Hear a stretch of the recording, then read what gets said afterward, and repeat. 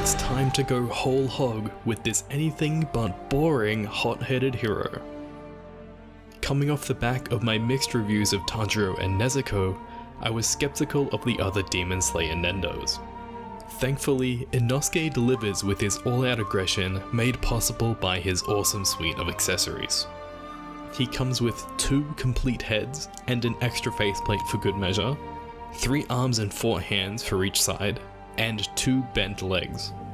He is accompanied by both of his swords in wrapped and unwrapped versions, as well as a slash effect and stand for each of them, and an angry cross-popping vein piece. Inosuke has a lot of things going on, the most noticeable of which is his boar head, and it's immediately clear that tons of care has been put into faithfully recreating it. The eyes are perfectly creepy, the edges of the fur look appropriately fuzzy, and even the ears have great color separation. This is Inosuke, and I'm so happy that this custom sculpt does him justice. His unmasked head is every bit as good as you would expect from Good Smile 2, with some absolutely killer paintwork on his blue-tipped hair. It's really rare for a Nendo to come with 2 whole heads. Usually they'll just skimp out and only provide the front or back hairpiece when they can get away with it. But what this means for our boy is that all you need is a spare body, like one from the Dress Up blind boxes, to effectively display 2 Inosuke's without having to buy him twice. Just to get this out of the way, he comes with an Eating Faceplate and left hand with a prawn. Even though they do look alright, I don't really care that these exist. In my opinion, if you're not going to pose Inosuke in the middle of killing stuff, then what's even the point? So, let's get to it. His crossed arms give him more options for posing than you would usually find on a Nendo like this, which makes him stand out even more. Surprisingly, his hands reach onto the hilts of the opposite wrapped katana really easily, in part due to how painlessly the sheaths attach to his body. I guess it's not realistic or accurate to how this actually would work, but I've left the sword wraps attached to his body for effect. It kind of gives off an Attack on Titan vibe, and I think it looks really cool.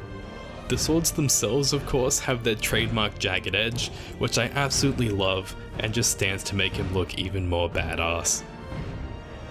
Now, despite what I've been saying throughout this whole review, Inosuke isn't perfect. The sword slash effect pieces are a bit heavy and cumbersome to use. I couldn't find any way to really make the included stands work, so I've ended up just posing him in ways where they wouldn't fall, which I think unfortunately ends up with him looking a little bit awkward. The effect pieces themselves do look nice though, and with a bit of effort you can definitely get them to look cool with or without the stands. But it's still a blemish on what has up to this point been a problem-free Nendoroid. I can't wrap up this review without acknowledging his muscles. It may be hard to see on this footage, I really hope not, but his torso and arms are visibly muscular thanks to some subtle sculpting.